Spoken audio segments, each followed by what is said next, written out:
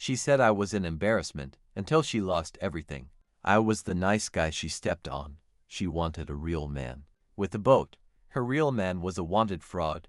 I'm thriving with a woman who values me. Emily is spiraling in the dark. Justice tastes better than sushi. Karma caught up with her. To be perfectly honest, Mark, my social circle feels humiliated whenever I bring you along. She dropped that line while we were eating expensive fish. I simply covered my portion of the bill and walked out of her life forever. Now her groupies watch me succeed from the sidelines while she hits rock bottom. Hey everyone, before we dive deeper into this madness, please subscribe to the channel and tap that like button if you enjoy seeing karma do its thing. It really helps us bring you more stories like this one. Much appreciated. Hey Reddit, this is a burner account for obvious reasons. I am 28 and I really need to vent because this past year has been an absolute roller coaster. Maybe sharing this will help some of you notice the warning signs before it is too late. This situation started about 12 months ago, but the consequences are still unfolding today. It is one of those rare cases where the universe actually balances the books. Let me give you some background. Chloe and I were a couple for 3 years. Our paths crossed in college where she was focused on marketing and I was buried in IT studies. I was always the reliable partner. I had a solid career as a consultant, a nice place in the city, and I was constantly thinking about our long-term goals. Chloe was different. She was incredibly driven, but mostly about her social standing. She lived for the parties, the high-profile gatherings, and brunch dates with people she thought were important. I stayed by her side through all of it. In fact, I bankrolled most of that lifestyle. Looking back at our first 6 months, she lost her junior position during a market downturn. I stepped up and paid her rent, covered her professional development courses, and even turned down a massive promotion that required moving because she told me she needed me nearby to support her own career growth. I genuinely believed we were a team.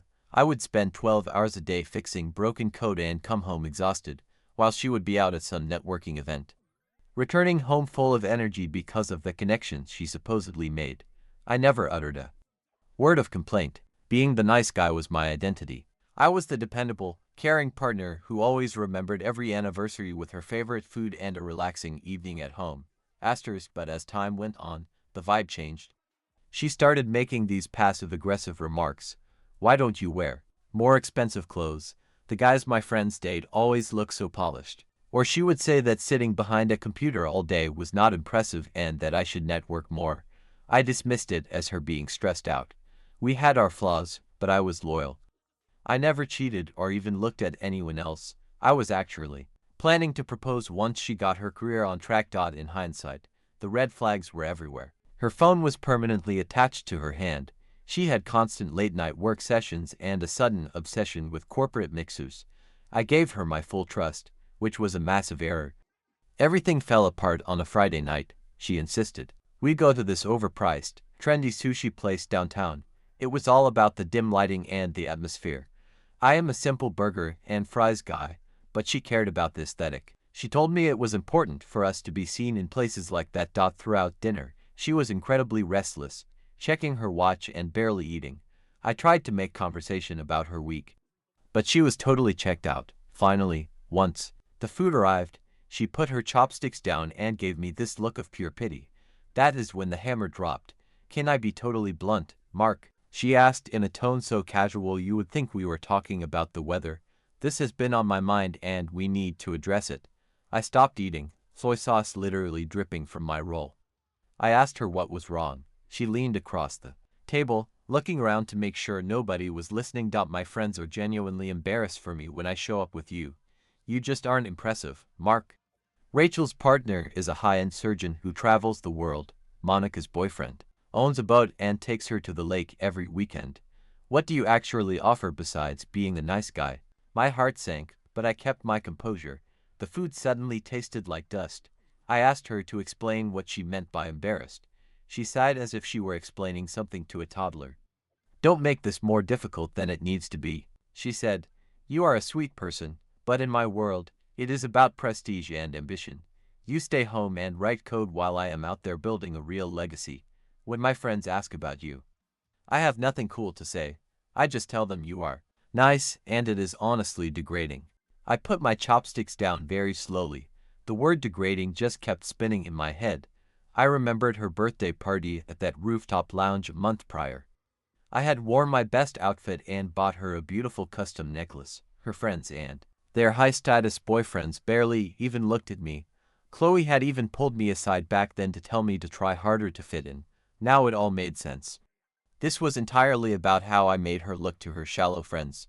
She didn't stop there. She waved her hand dismissively and told me she had met someone else at that networking gala I missed because I was tired from work. His name was Julian. He was into venture capital, drove a Tesla, and knew everyone in the city. She claimed they were on the same wavelength and that being with me felt like she was settling for less tea. She deserved settling. After everything I had sacrificed for her, I could have fought back. I could have reminded her that I paid for half of her lifestyle and been her constant support system. But something inside me just went cold. I didn't scream or beg. I just asked if she was choosing him because he looked good on paper. She nodded with a smug look, like she had practiced this speech. It isn't personal, she claimed. I need a partner who levels me up. You are stable? Sure, but stability is boring. Julian challenges me and opens doors for me. My friends already adore him and think he is the perfect match. You just don't fit into that world, and I am being kind by ending this now. Kind. That logic was absolutely warped. I asked about our future and the plans we made. She actually laughed at me. She told me to wake up and that she deserved more than mediocrity. She bragged about Julian taking her to a gala with influencers and big business deals. She asked what I would even do there besides stand in a corner being nice. She said her friends would literally die of secondhand embarrassment. I looked at her, and the whole room felt blurry. She kept justifying her actions like she was giving a speech. She said she wasn't the bad guy here, just that she had outgrown me and I should thank her for being honest instead of ghosting me. Imagine that. Thanking her for insulting me at a dinner table. I didn't argue. I didn't plead. I just took out my wallet, put down enough cash for my half of the meal and a tip, and slid it over. I told her good luck with her new life. Her eyes went wide, probably because she expected a huge scene. I just stood up, grabbed my jacket, and told her to enjoy the rest of her evening. I walked out into the night air and didn't look back once. The ride home was dead silent. I was just processing the betrayal. I had been nothing but loyal. I remembered our second anniversary where I took her on a dream trip she wanted, and she called me her rock. Now being a rock was a bad thing. I sat in my dark apartment that night and let the pain wash over me. I didn't text her or call anyone. I just let the silence settle. In the weeks that followed, I didn't break down. I didn't post sad things online or look for revenge. I just disappeared. I blocked her everywhere. I changed the locks. I put all my energy into my career. I went back for that senior consultant role I had previously skipped. I got it. It came with a huge raise and the ability to work from anywhere. I moved into a sleek, modern apartment on the other side of town with no memories of her. I also hit the gym. It wasn't about vanity, it was about mental clarity. I started running, then lifting. I lost the soft look of a guy who sat around too much and gained some real muscle. My mindset shifted. I told myself that if she thought I wasn't impressive, I would prove her wrong for my own sake. I joined a hiking group and met people who actually cared about personality rather than job titles. I made a great friend named Dave who became my gym partner. I didn't date for a while. I needed to heal. I realized that seeking validation from someone who values boats over character is a losing game. I started a side business doing freelance development for tech startups. It turned out I was highly skilled, and soon I had clients paying me 3 times my normal rate. My bank account was healthy, and my confidence was back. Eventually, I met Sophie at a technical workshop. She was a designer and genuinely kind. We bonded over our shared interests, not our social status. Our first date was just a simple picnic, and she told me she loved how grounded I was. That word, grounded, felt so much better than boring. Meanwhile, the karma was starting to brew. I heard through Dave that Chloe was going all in with Julian. Her social media was full of flashy photos from parties and trips. I wasn't interested, but I figured the facade wouldn't last. It turned out Julian was a total fraud. He wasn't a venture capitalist. He was a con artist with fake credentials and a mountain of debt. He had manipulated Chloe just like she thought she was manipulating her way up.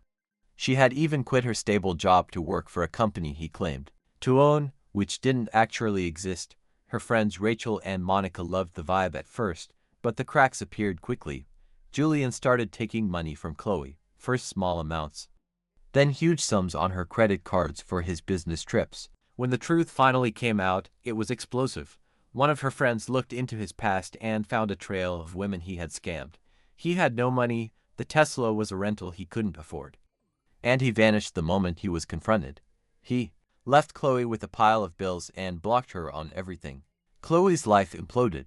She lost her job, her money was gone, and her friends started to bail. Rachel and Monica stopped calling because things got awkward. She was isolated and broke. She started posting these cryptic messages about fake people, but nobody cared anymore. Then the messages to me started. 2 months after her life fell apart, I got a 2 a.m. text asking to talk. I felt absolutely nothing. I deleted it.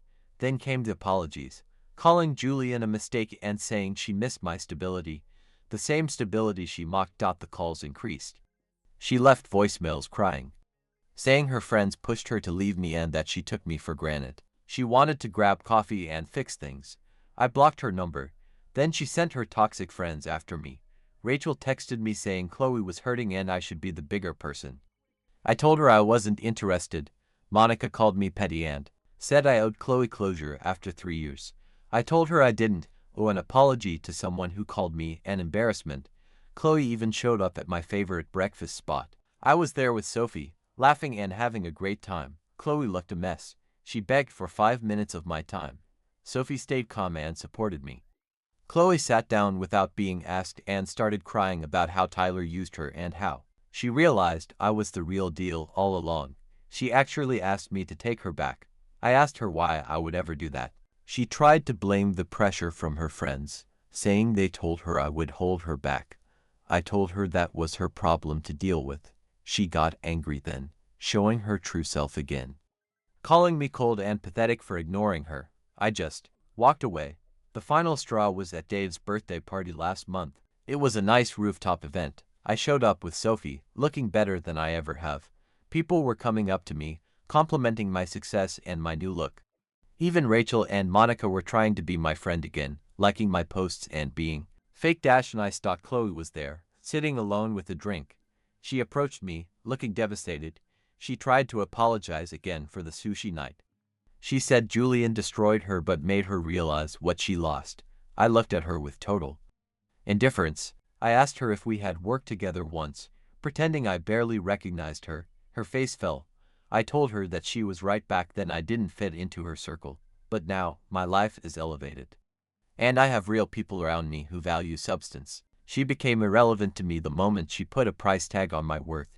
She started to cry, calling me cruel. I told her that facts aren't cruel. I have a booming career, an incredible partner in Sophie, and friends who don't care about boats. She has to live with the choices she made. I turned my back on her and went back to my friends. She left the party in tears. My life is full of peace now. Her friends still try to interact with me online, but I don't give them the time of day. I am thriving, and she is just a ghost from a past I've moved far beyond. Thank you for watching this video. Please like it and subscribe to the channel so you don't miss out on new interesting stories.